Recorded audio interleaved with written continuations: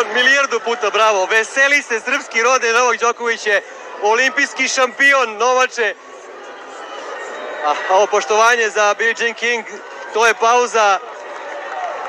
Najlepše hvala, srce hoće da skoči, Novače, molim vas. Evo, ništa, nemam pitanja, molim vas emocije.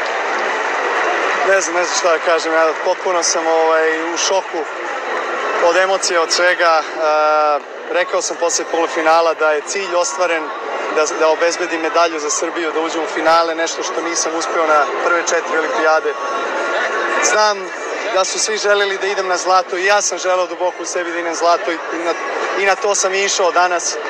Ali ja mislim da činjenica da sam se kvalifikovao za finale i osigurao medalju mi je pomogla da malo rasterećenije uđem u meč.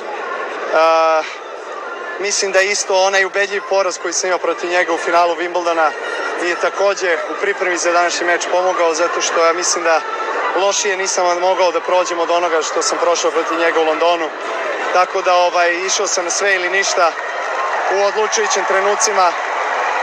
Raspaljivao forhende kao što on to radi, tako sam i ja završio tim forhend vinova.